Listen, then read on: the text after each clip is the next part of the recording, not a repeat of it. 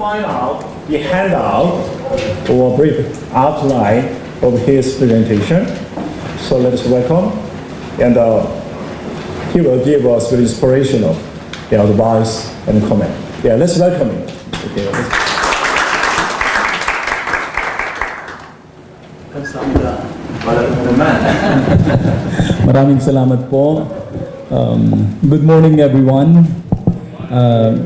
Reverend Young Cho, Dr. Cho, thank you so much, and Reverend Lee, and the organizers, and thank you very much for to the Paul Mission for their hosting of this historic event, and thank you so much for inviting us. We're so grateful, and we appreciate the leaders of the group, the Korea World Missions Association, for initiating this. The first time that I heard this, I said this is an opportunity that we could move forward for greater cooperation and stronger partnership. And so I praise God, I thank you, I'm so blessed to be here. I'm honored and privileged to be here to greet you on behalf of the Philippine Council of Evangelical Churches.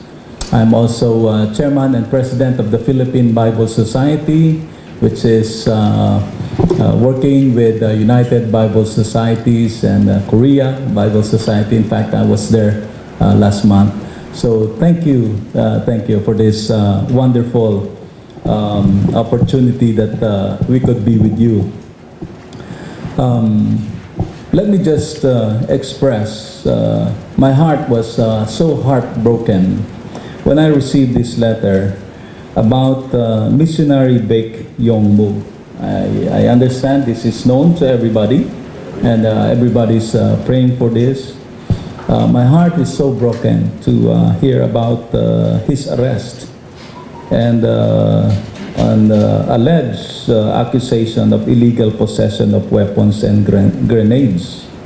And he has nothing to do about it. And so sad, he has never seen the weapons, but believing it was a setup. I promise that we will look into this.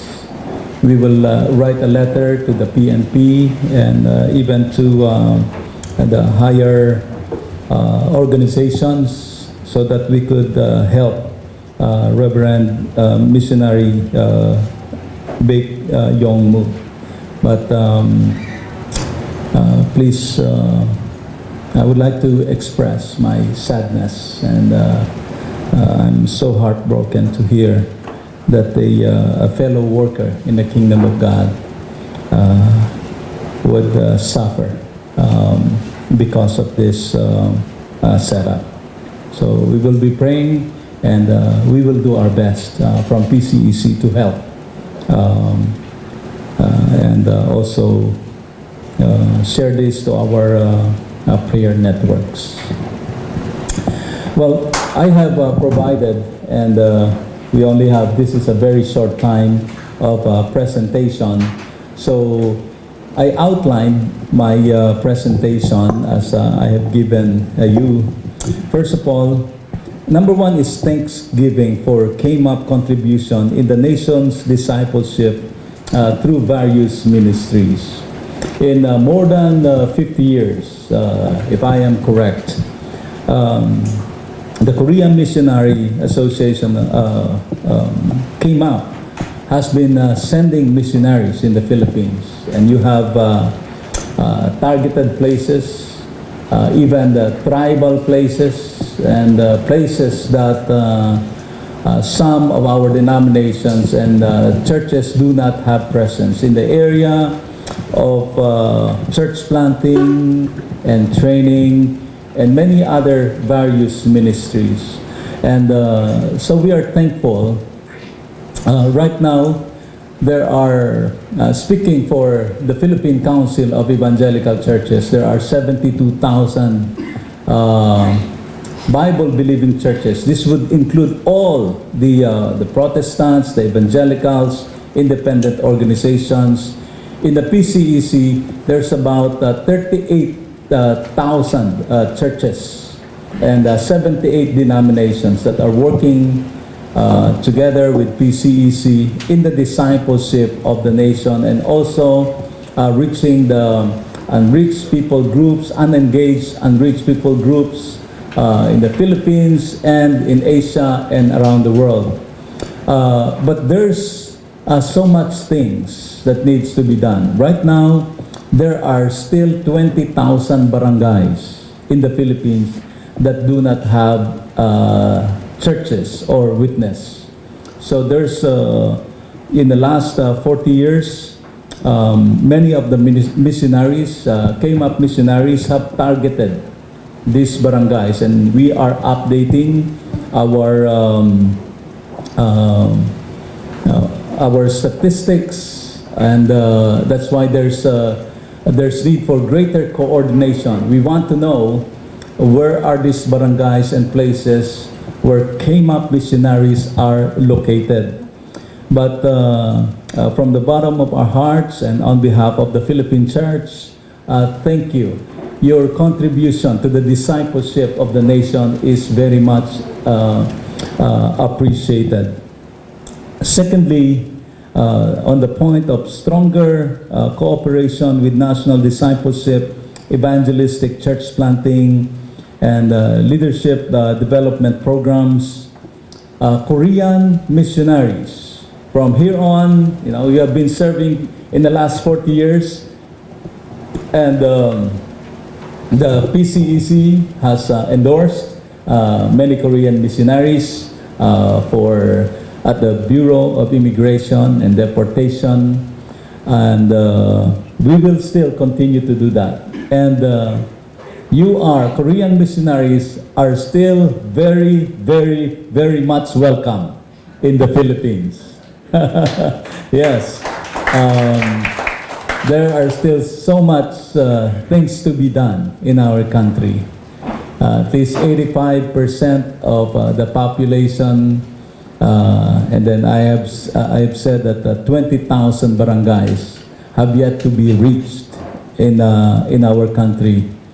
And Pastor Nono will later on tell you probably the cross-cultural aspect of this missionary work and church planting in the Philippines. But in these 20,000 barangays, the bulk of these unreached groups are in the south. So the Mindanao missionaries, we really want to coordinate with them. There was a time, I think, when did we meet with Korean missionaries in Mindanao? A few months ago. But there's a greater coordination because the bulk of the target barangays that are unreached are in those areas. So you're still very much welcome. We would like to serve. PCEC would like to serve in the visa and immigration endorsement for Korean missionaries. And as I understand, every month we are endorsing an average number of 37 missionaries.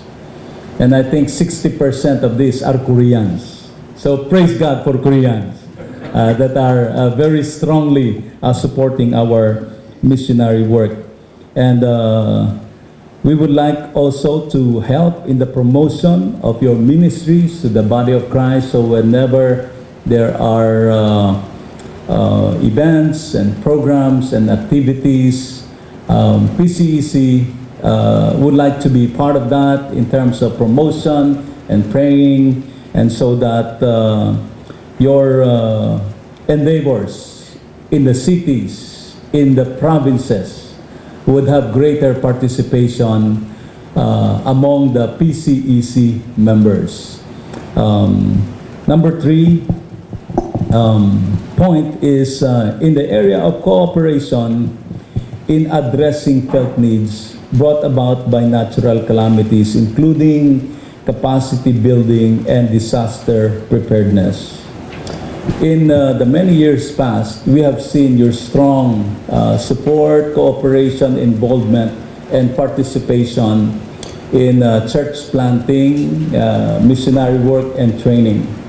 But in the coming days, as you see, the Philippines is visited by 27 typhoons every year. And right now, just in the past 3 years, we have experienced unprecedented strength.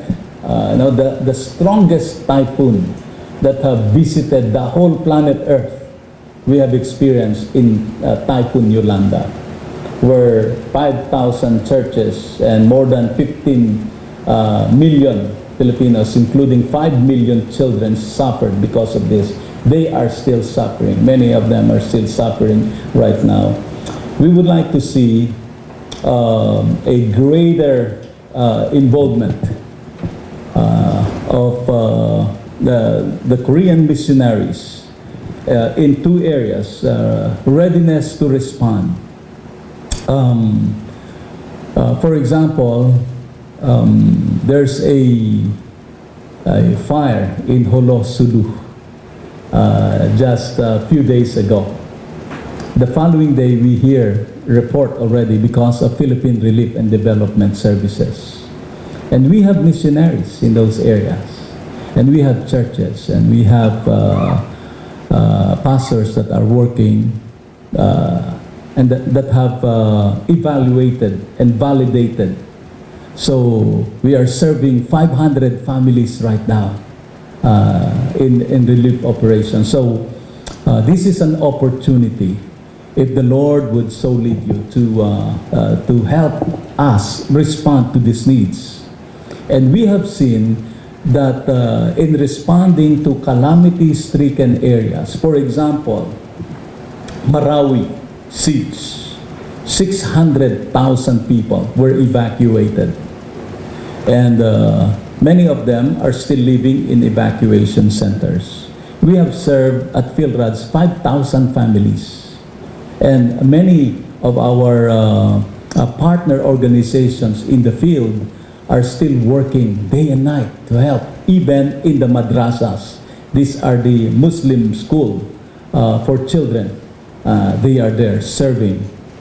But because of the demonstration of love of Christians, many Muslims have opened their eyes and even their hearts and their homes to receive Isa al-Masih, to receive Jesus Christ. And we do not know how many of them are being, have received the Lord Jesus Christ. But many of them are in small groups and being discipled by our partner organizations in the field. The Lord has also opened for us to build 100 homes for Muslims. Imagine this, Christians, churches, contributing to build homes for Muslims. And right now, our pastors, our workers are there and talking to people every day. And what could be the most important message that they can give to Muslims? God loves you, and we love you also. So we would like to see greater cooperation in this, so that the Lord will open many doors of opportunities for witness and a visibility in partnership in those areas. If people in these calamity-stricken areas would see PCEC and Korean missionaries working together, then I'm sure the people on the ground, even the pastors, would visibly see the greater cooperation that we're going to do in the coming days. Thirdly, number 4 is greater coordination in the areas of church multiplication and training. We are providing you with this brochure, the Philippines Vision 120 by 2020. You will see on the third if you open the flap, this is the latest statistics that are provided by Philippine Challenge. Philippine Challenge is our research arm. So day and night, they know exactly how the church is progressing in the Philippines.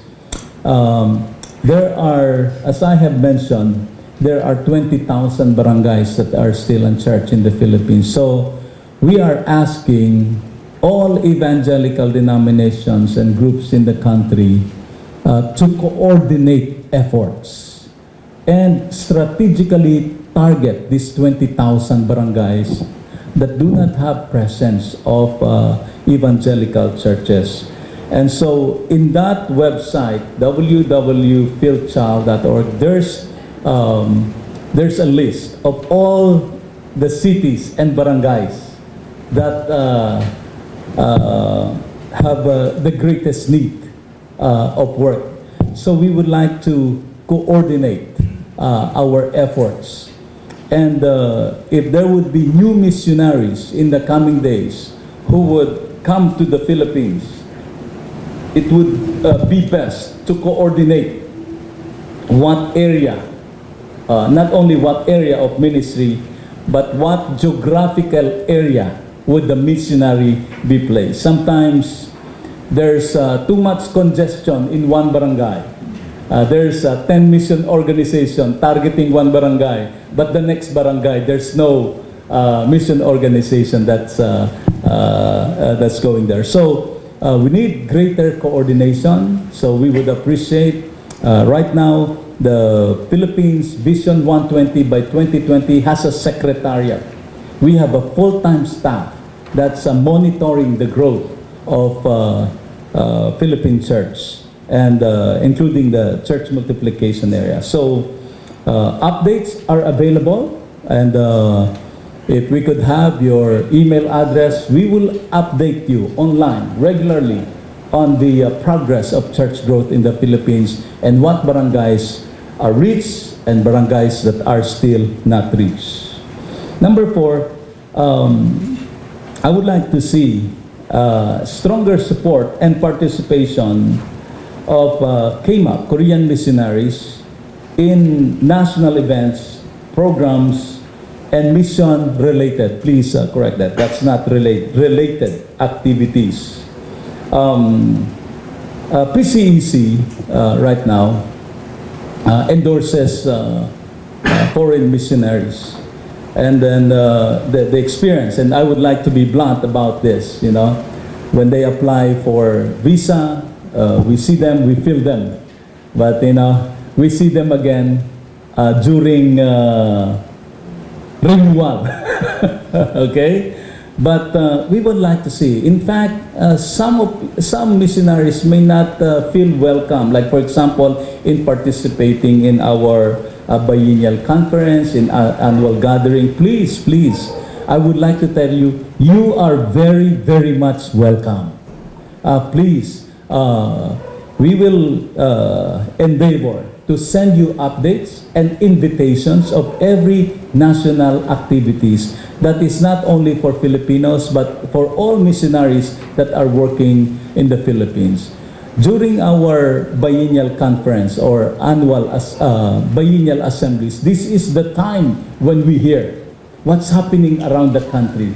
We rejoice together, we celebrate together, and I would love to see Korean missionaries participate. And we would like to hear also report of what's happening, what's going on, what's the progress of your work. So in National Assembly, commission ministries, there are 17 commissions in the PCEC. There's Women's Commission, Youth Commission, trainer of pastors, Coalition Commission, the Philippine Missions Association. They have annual assemblies and gatherings also. You are very much welcome to participate in all this so that you can be updated and express also your participation, desire to participate in some of these ministries. So some events that will propel, that would help us really in accomplishing the vision and mission of PCEC. So I will not go through this, but I would like to leave you all this. There's statistics and there's ways on how you can participate. You can contact us if you have any other questions concerning participation, prayer, and partnership with Philippines Vision 120 by 2020, which is a vision of seeing 120,000 churches in the Philippines by the year 2020. But this is incorporating other ways of starting new churches, not only the traditional but simple churches, house churches, and other disciple-making movements. So thank you once again, and may the Lord bless us as we work together in the discipleship of the Philippines. I'm praying for you, and I look forward to greater, stronger, and higher partnership in the coming days. Maraming salamat po. That we can sit down together and see what areas of collaboration we can work on. Briefly, let me just share what God is doing. First, allow me to start with the PMA vision. We have actually revised it, and this is the new one. We see every Filipino church working together in the discipleship of all nations.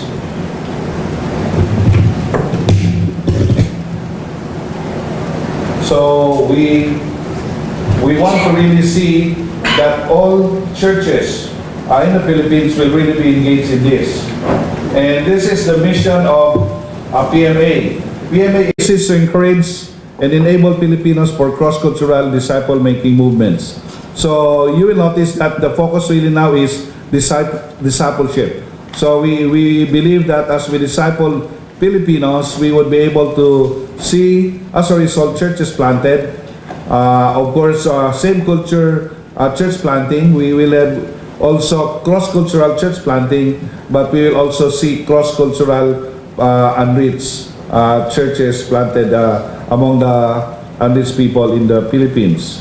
Last Saturday, we were in Iligan City, and we were so excited to do mobilization work. We have more than 200, around 250 who participated. These are pastors and leaders from Iligan, Marawi, and Lanao area. And it's actually a move to really get the churches and believers engaged, especially in reaching Muslims in the South. Because of the Marawi seeds, there are a lot of open doors. And in fact, thousands of Muslims came to Christ as a result of the various ministries. And like Bishop Noel was saying, there were relief operations.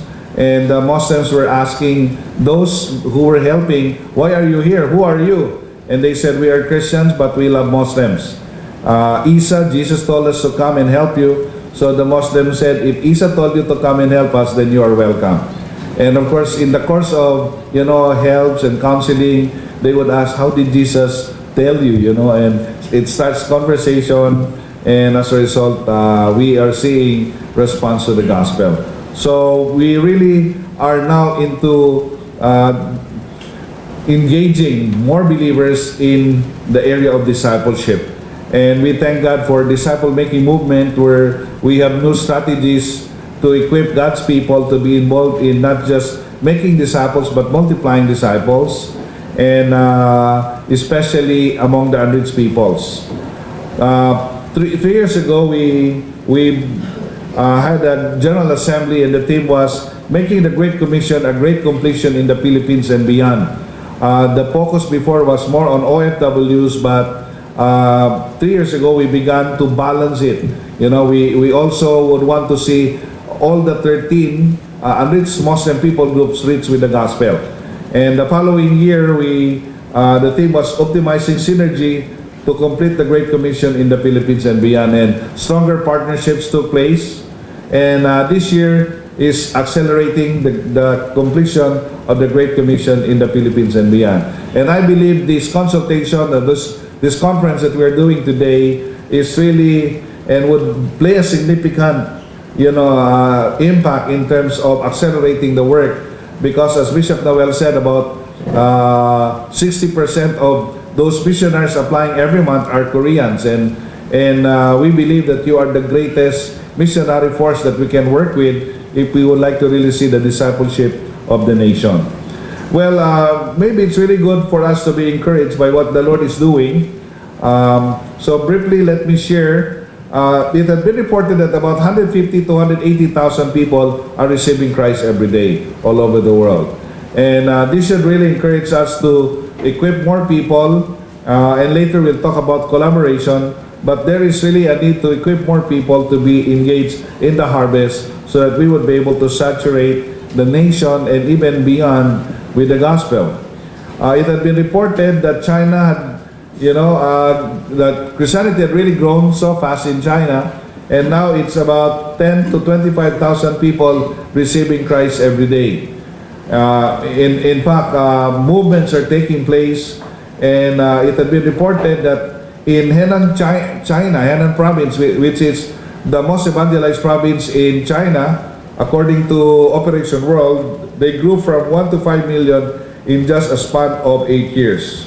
Below, you can see that in southern China, a disciple-making movement produced more than 1 million baptized believers in 100,000 house churches in just a span of 12 years. So we can see that God is moving and really at work in the Chinese world. And we also are thankful that even in the Muslim world, God is working.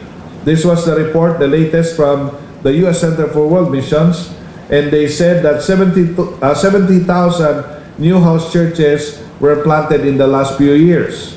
And in fact, over 15,000 of the population of Indonesia are Christians. So percentage-wise, there are more Christians in Indonesia than in the Philippines. And that's a tremendous challenge for us. So we need to partner together so we can increase the number of evangelical Christians in the Philippines. We're just in the 10.3% as of last year, and reports and data are being consolidated now so that we're thinking of, and please mark this if you are available, 23 and 24 of November, we'll be doing a church planting summit in Tagaytay. November 23 and 24. So it would be lunch of 23 to lunch of November 24. So you are invited, but that would be a time where we will be giving updates about the new data that we have on church planting. And we also need your help because we may not be counting the churches that you were planting. Like I was talking with Brother Kim earlier in Jollibee during breakfast, and I was asking how many churches have you planted? 47? Yeah, 47 churches already just in his group. So I don't know if this is part of those that were counted in the 72,000. So we need to hear from you, and maybe we'll also give you some questionnaire where we would be able to get those data or information so that we can consolidate the churches planted. So for example, if they ask how many churches did the Koreans contributed to the Philippines, so right there and there we have the data. So we would appreciate if we can work on that so that we would be able to fast track especially church planting and disciple making movement in the country. Well, what is interesting here is the last paragraph. It says that the government of Indonesia was so concerned that they stopped counting Christian growth. We want that to happen in the Philippines. Of course, that evangelical Christianity will grow even more, and more of the unreached peoples will come to know Christ. So God is just working in an amazing way in Indonesia. In fact, they were saying that if the present trend of conversion will continue, in 30 years, the whole of Indonesia will become Christ followers. So God is really on the move. In Iran, it had been reported in 1979 there were only 500 non-believers. 2016, over 1 million. Today, they estimate, because of the disciple-making movement, over 2 million Muslim background believers. So again, God is working not just in the Chinese world, but even in the Muslim world. A disciple-making movement was reported in Jordan, and they said in just a span of 18 months, 1.5 years, 8,000 Muslims were baptized. So God is really working in an amazing way. And when Patrick Johnson was here 3 months ago, he said that all the crises that's happening in the world today, you will notice most of them are in Muslim areas. And this is, he believed, God's hand at work because of these displacements are happening. And when they are displaced and when they are in crisis, they become more responsive to the gospel. So in Jordan, for example, there are not now a lot of Iraqi churches because of the crisis in Iraq before, during the Gulf War. Now there are a lot of Syrians responding to the gospel in Lebanon.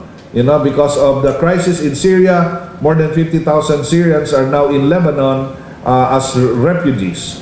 So all of these are just open doors for the Muslims to become more open to the gospel. So movements are happening all over the world. In fact, in 2013, they said there are 69 movements already happening.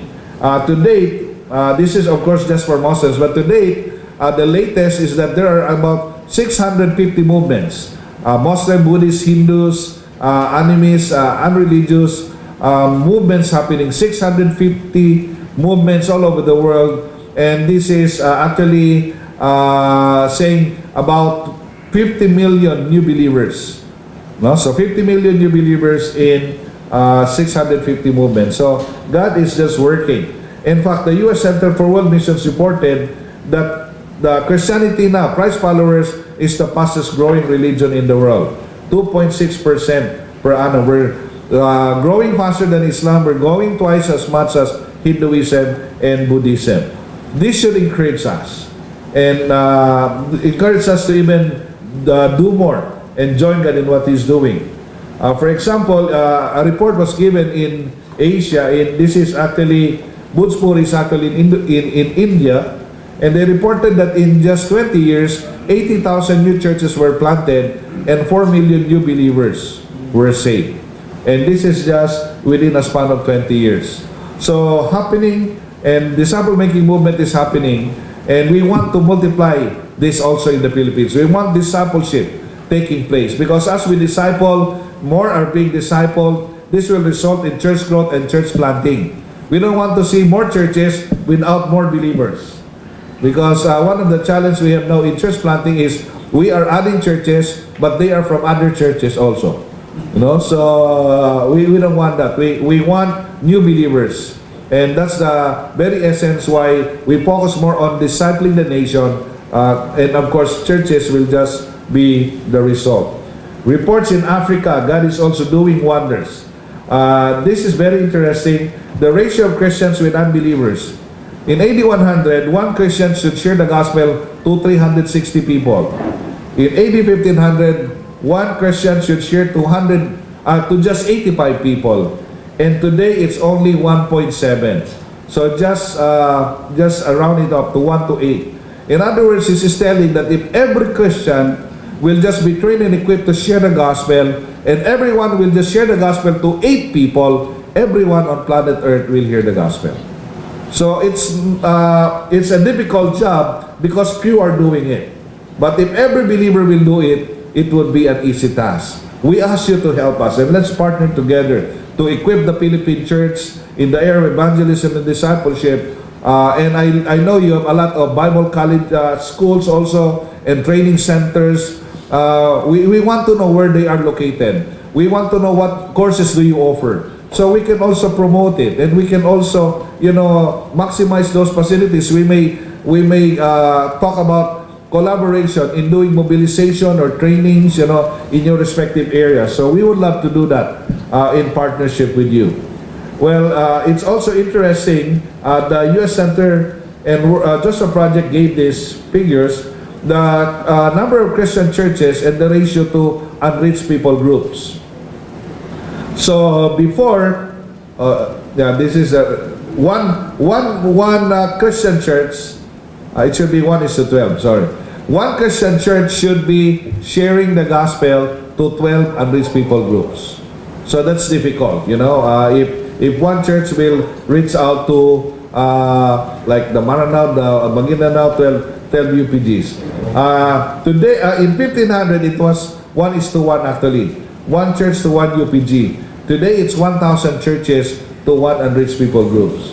So looking at the Philippine context, if there are 72,000, you divide that by 14 Muslim people groups, that's 5,000 churches to one. So we're saying if only, and in fact, that's why we are now, PMA is now advocating for people group adoption. We want every church in the Philippines possibly to adopt an unreached people group. So, for example, if 5,000 churches will put their resources together and focus on praying and reaching out to the Maranaos, it would be easy.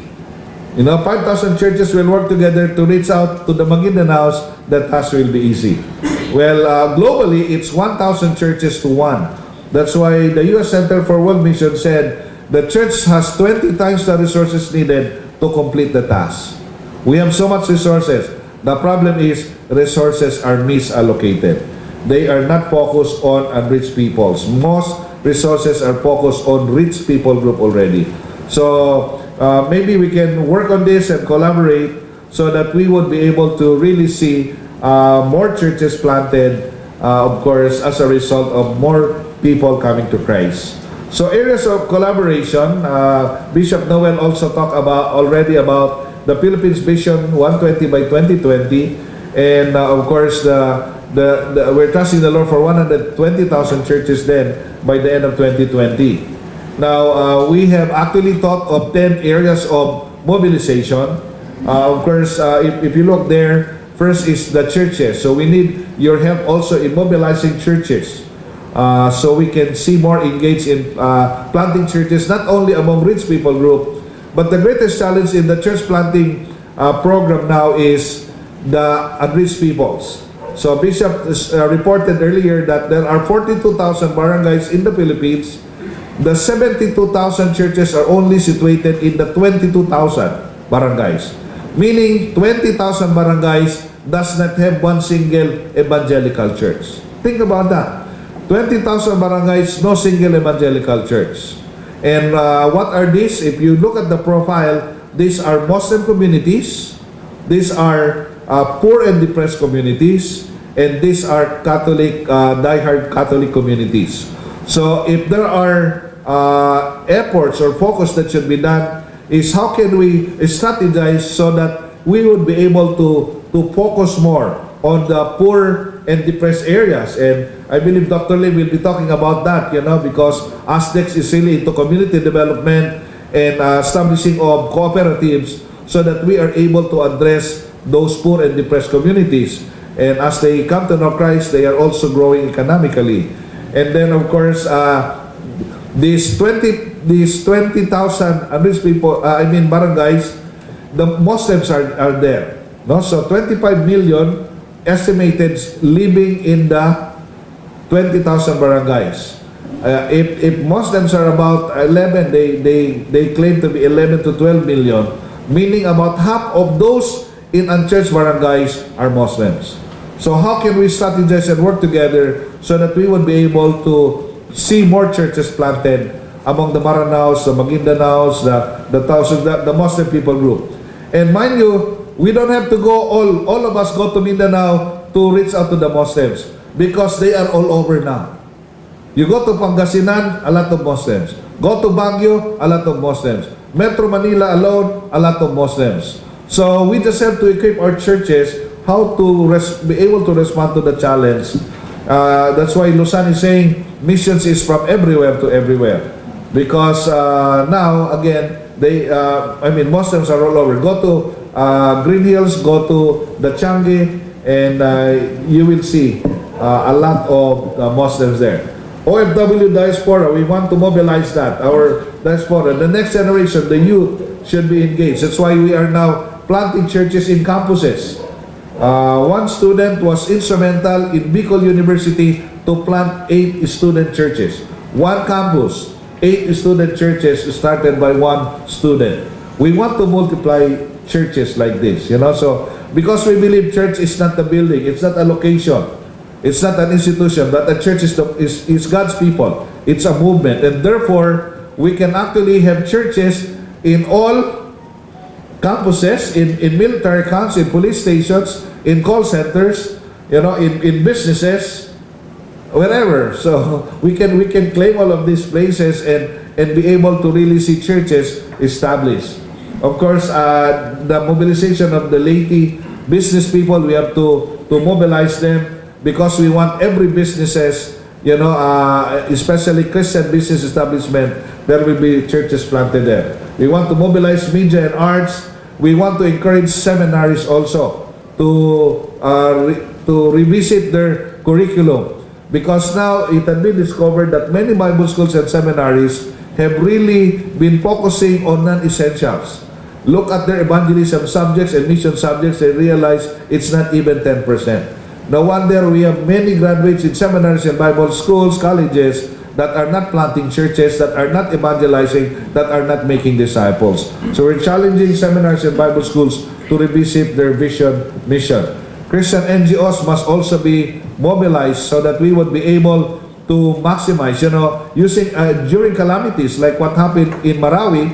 If our guys that are involved in doing relief operations are trained to do evangelism and cross-cultural evangelism for that matter, they are able to communicate the gospel even to Muslims as they serve them. So it's not just giving relief goods, but it's really equipping these guys giving so that as they give, they are able to communicate why they do what they are doing.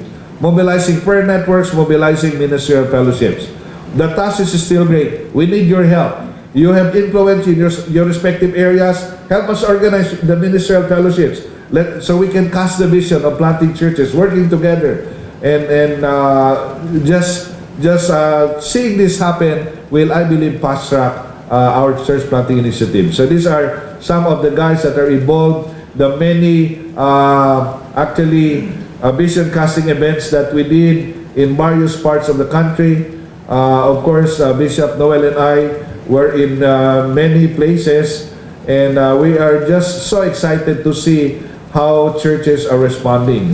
Even in Mindanao, we have 350 in Butuan, 350 in Cagayan, 450 in Dipolog, and God is working amazingly. This coming September 6, we will be in Lawag.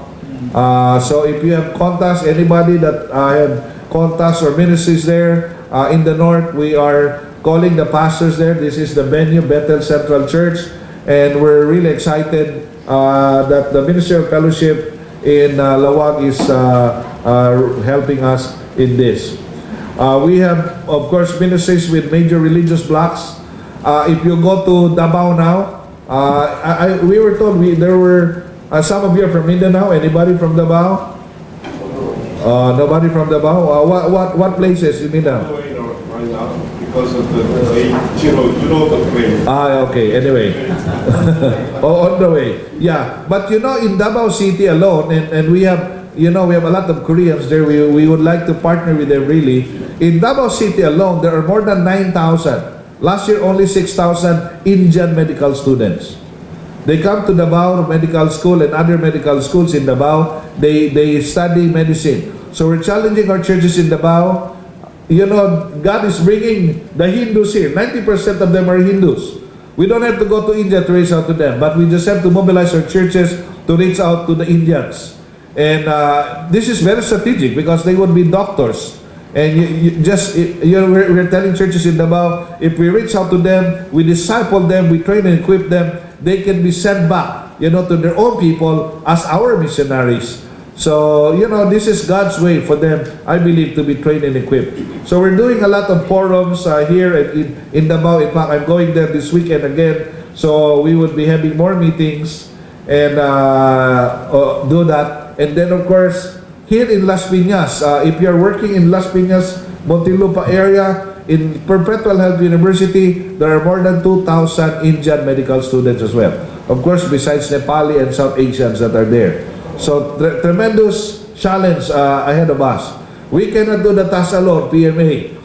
We need partners. We need partners to help us in this. We have been conducting a forum also to reach out to Buddhists and unreligious. A lot from China. Estimated over 1 million are now in the Philippines from mainland China. So we need more churches to respond. We need your help. If you are, influential in some areas or be able to influence some churches that are that may be involved, in reaching the Chinese in the Philippines.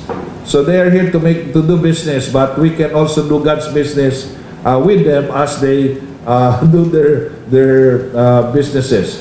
Of course, we have been doing a lot of conferences for unreached peoples.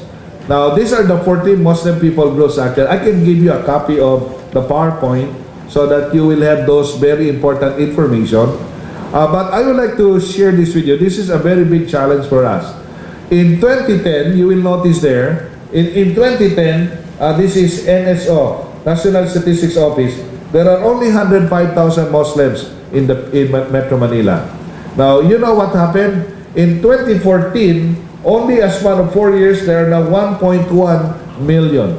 In other words, 1 million migration to Metro Manila in a span of 4 years. So today it is believed that there could be 2 million Muslims now in Metro Manila. You fly from any part of Mindanao to Manila, you will be amazed. About half of the passengers are Muslims. So they have migrated here. So again, we don't have to go to Mindanao to reach out to them. They are here. In fact, there are now more than 100 mosques in Metro Manila alone. More than 100 mosques. And what is exciting, there are breakthroughs happening even in Taguig, in Maharlika, and we're seeing even our students that are being discipled. These are college students, and they're now baptizing their parents, their siblings, and God is just doing amazing things. So a lot of things are happening. The greatest challenge is that the Bangsamoro Organic Law had already been signed. And you know, if ever it will be in full implementation, it may mean that by 2022, it will now be against the law to share the gospel in those areas. So we have a 5-year window. What should we do? We have to train and equip our churches in the Bangsamoro area so that if that would happen, these MBBs, Muslim background believers, Muslims who came to know Christ and been discipled, will be instrumental to reach their own people. This is why Christianity grew in China, because they were trained and equipped, and when communists took over, the church were ready, they were prepared. So we would love to have you partner with us in these areas.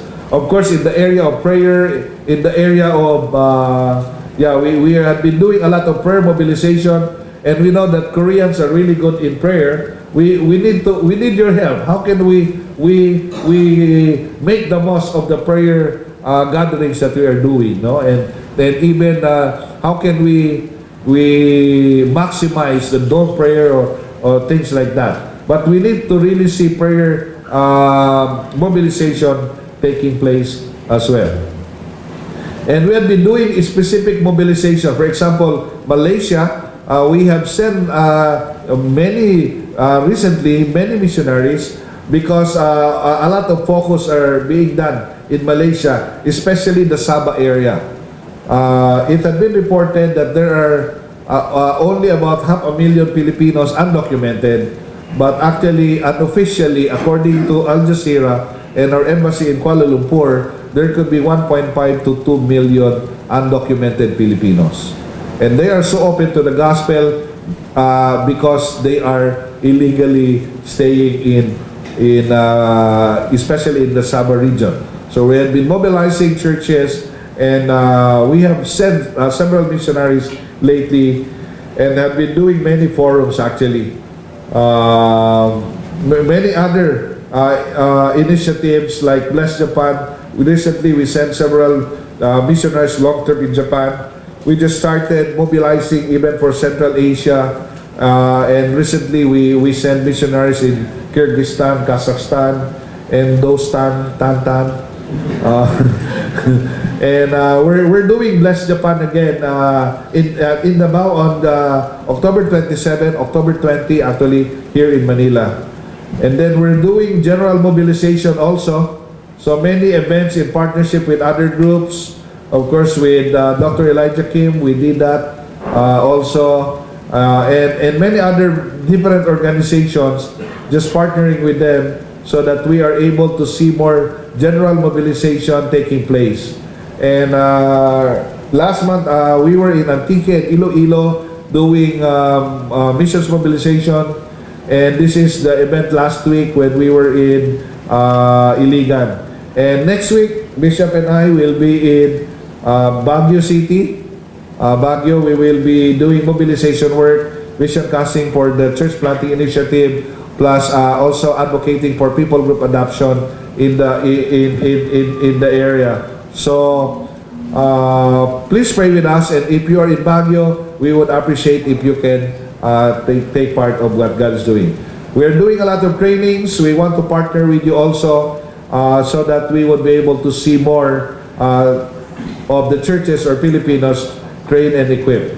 So I think these are all areas where we can and we need to collaborate so that we would be able to fast track mobilization of the Philippine church, training and equipping them, and also actually seeing more churches as a result planted, but more importantly, unreached people group reached with the gospel, and more Filipinos sent out to be missionaries in different parts of the world. And thank you also for the partnership we had with Paul Mission. We had been doing several batches of trainings, summer trainings. We want more of this actually. You know, of course, many other trainings that we did, mobilizing OFWs so that we can fast track the completion of the Great Commission. So anyway, a lot of things are happening, but I believe more can be done if we work in partnership. So I'm very much excited that we can have this consultation and that we would be able to really begin talking together even more and more cooperation in the days ahead.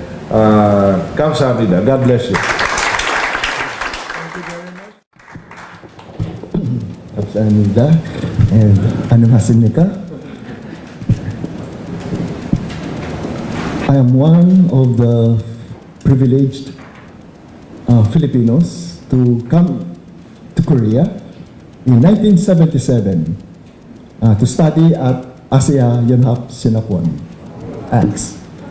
And as I was taking my Master of Theology, I started to see the change of Seoul, Korea, the capital city, from a very undeveloped country to become one of the best prosperous countries in Asia.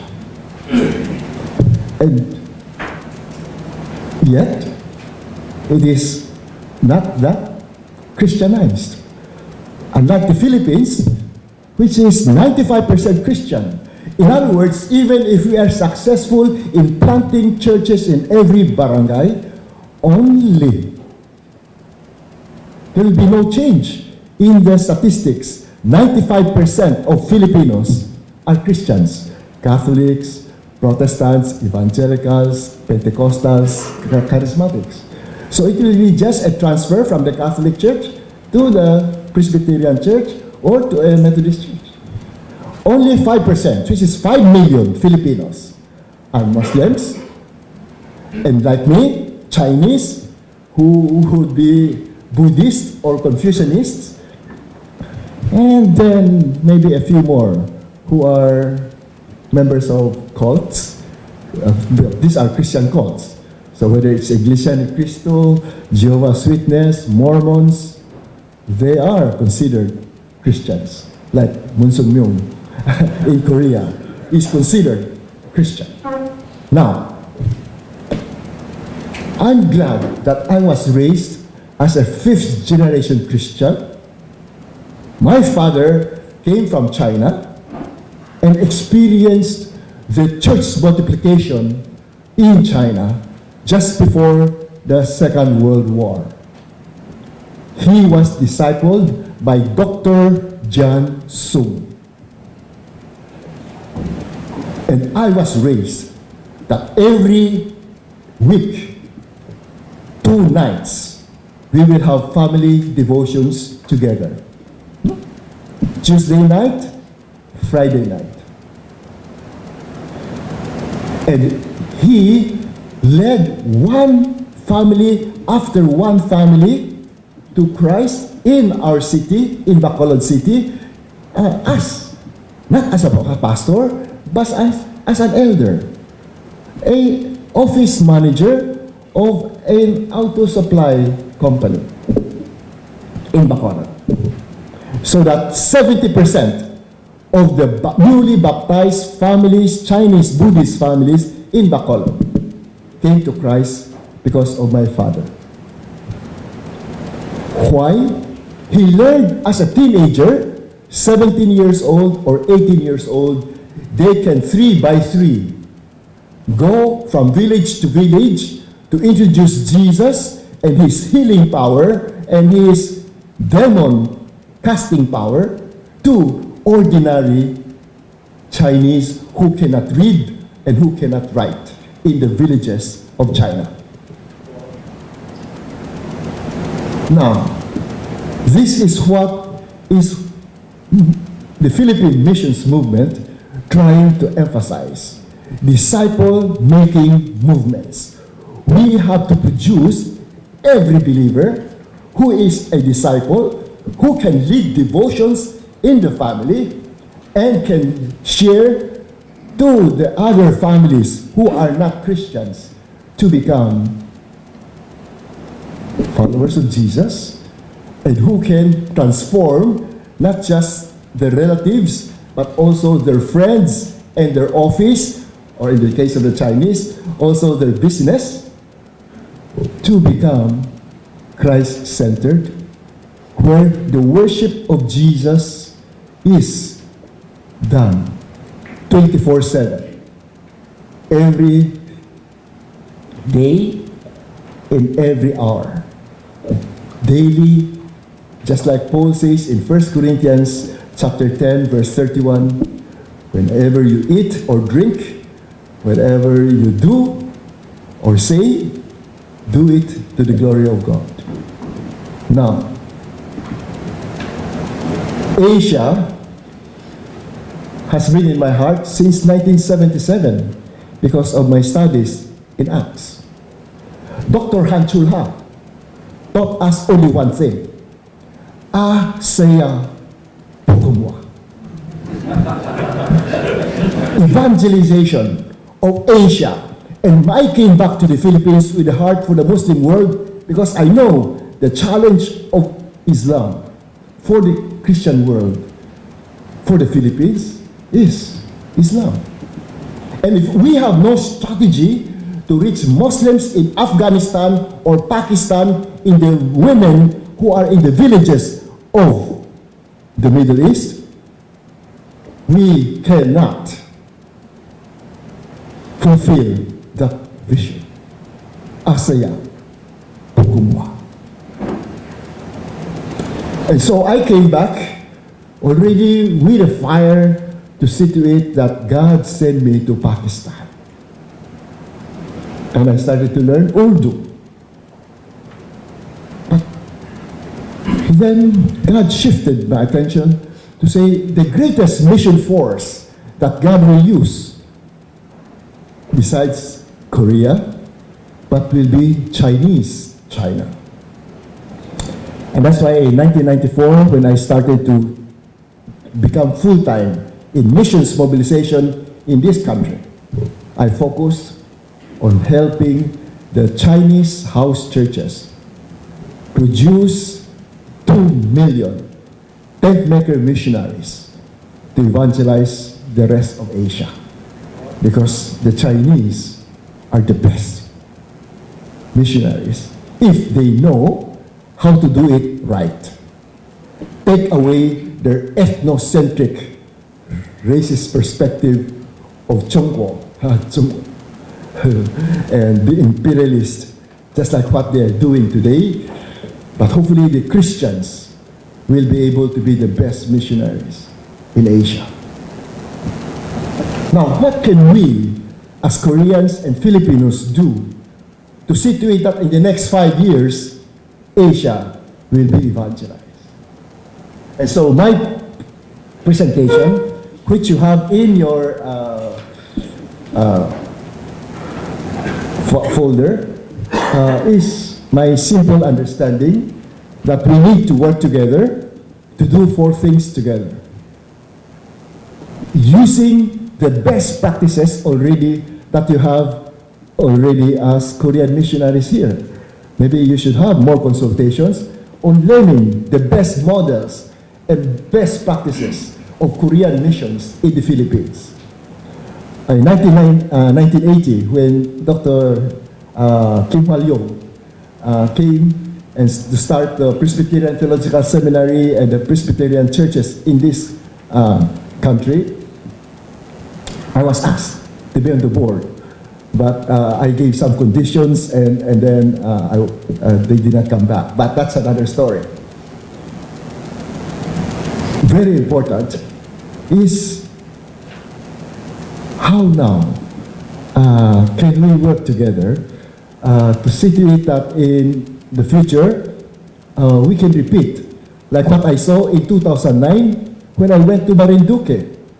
I saw a Korean missionary work with a Filipino pastor who finished only grade 2. This pastor was leading a congregation of 40 members, and with his partnership with this Korean missionary, he was able to not just set up a 200-member congregation. He had the best elementary school in Boac, Marinduque, and the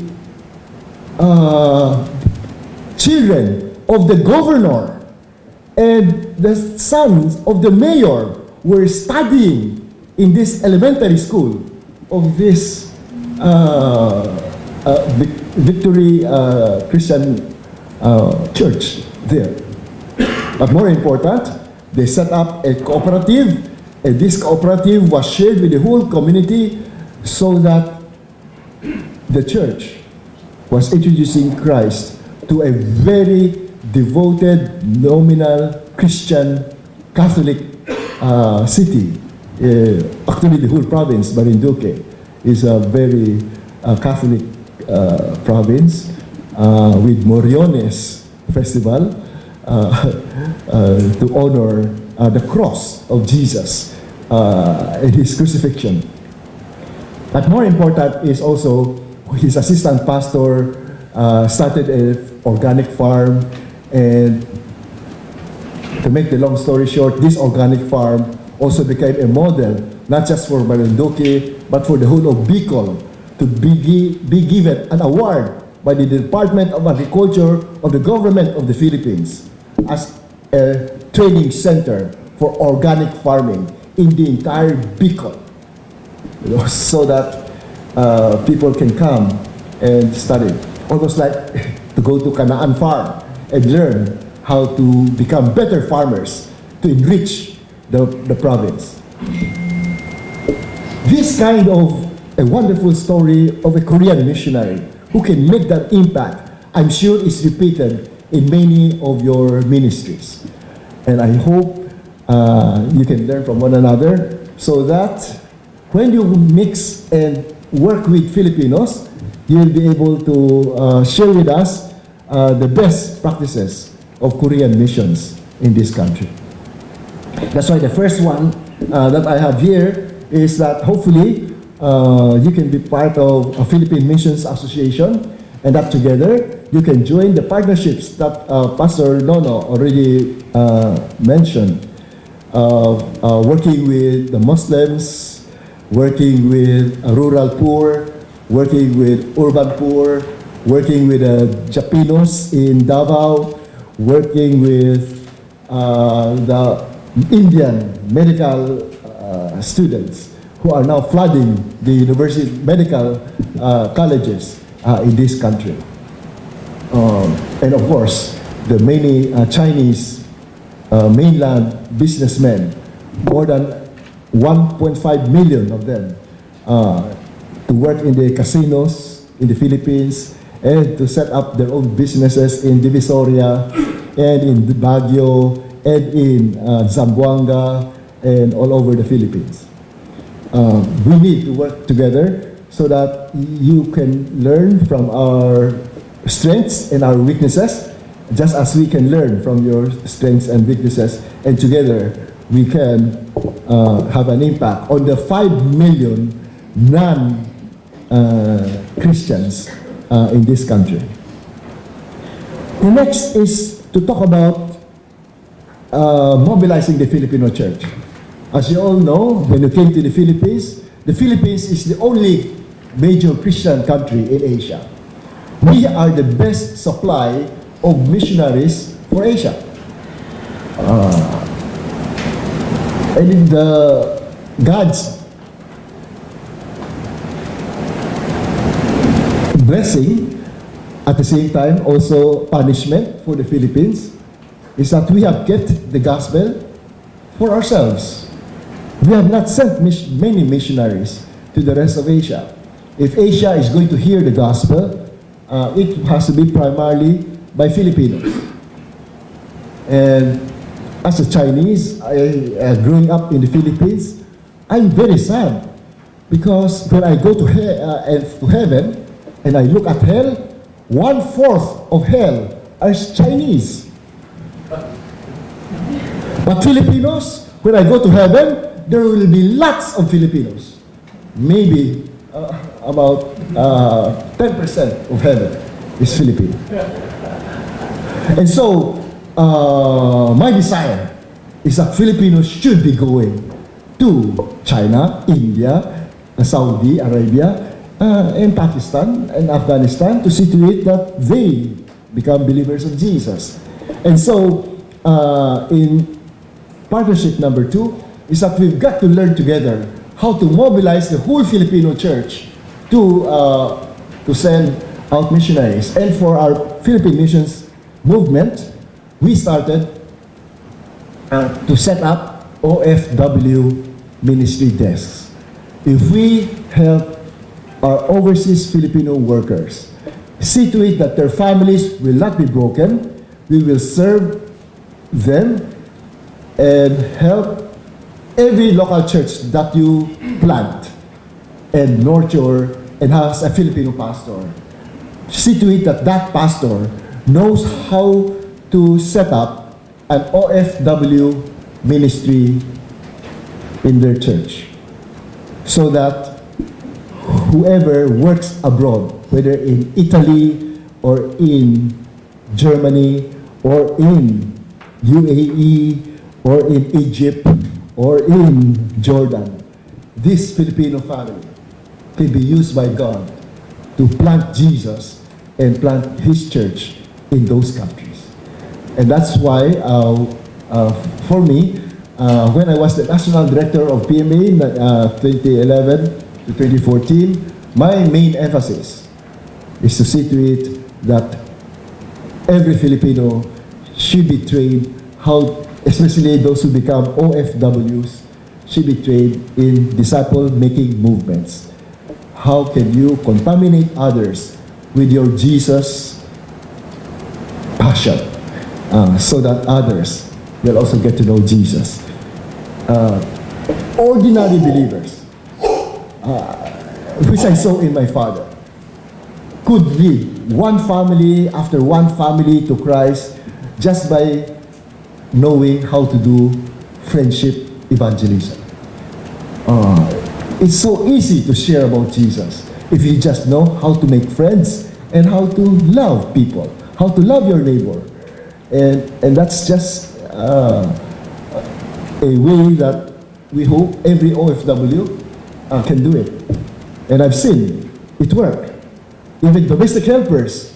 I was in Hong Kong giving a lecture on this, and a British missionary came to me and said, I saw this happening in Malaysia because in Penang there was a OFW, a domestic helper. God used her to lead her master in Penang, who is the richest banker in Penang, a Chinese Buddhist who became a believer, but not just a believer. 5 years later, this businessman was the president of the Full Gospel Businessmen's Association of the entire Malaysia.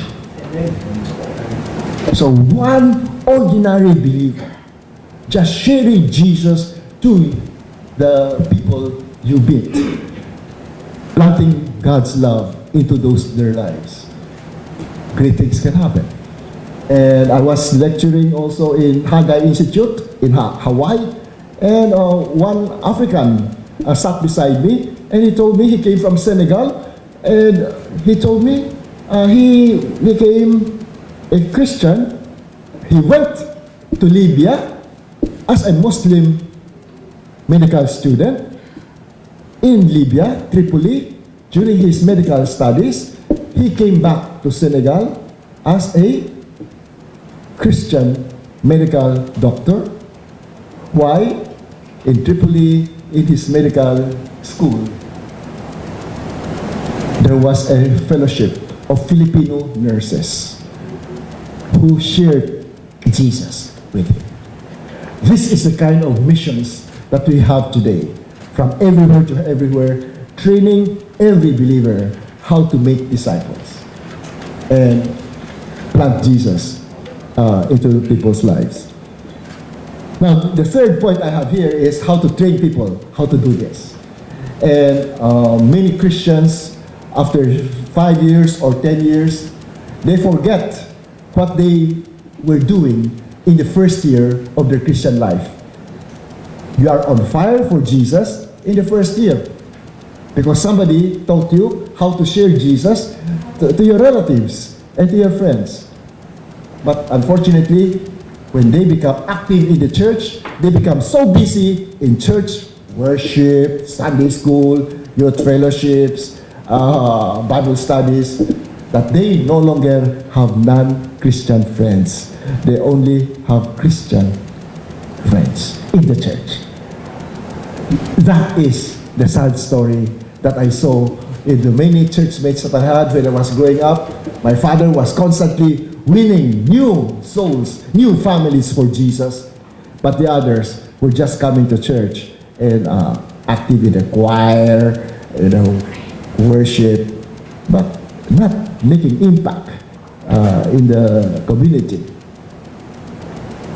We need training of missionaries. And in my paper, I originally mentioned that many of you have MDivs and maybe an MA in pastoral work, but maybe what we need is to learn very quickly through perspective scores. We treat them, and in PMA we give Kairos course for people, whether you're an expert missiologist with a PhD in missiology or just an ordinary church member, to have within 1 week a crash course on how to do effective mission work. And I hope we can repeat this in the Bible schools that you have and whatever churches that you have, training every believer how to have a macro, mega view of what Christians can do in order to make an impact for Jesus, to multiply churches and multiply disciples easily. And lastly, I would say, in number 4, what I really was saying is that we all need to become experts in frontier missions, or when I talk to the churches, underground evangelism. We will be talking to Hindus, Buddhists, Muslims, and people who are folk religionists. And to multiply fast, we need to be experts, just like the Chinese church in China, and many Muslim movements in the world today. 650 disciple-making movements in the world today. About 50 million new believers among non-Christians are happening, mainly because people are experts in underground evangelism. How can you spread the good news of Jesus through multiplying disciples and multiplying churches, house churches, really, so that in every community and every village, in every sector of society, every house is a church. Every office is a church, because they have devotions together. every week, where Jesus is worshipped, where Jesus is honored. May God use our partnership so that we can make an impact for Asia together. Amen. Okay, thank you very much, Bishop Pantoja, Rev. Badoy, and Dr. Lim for inspirational, challenging speech.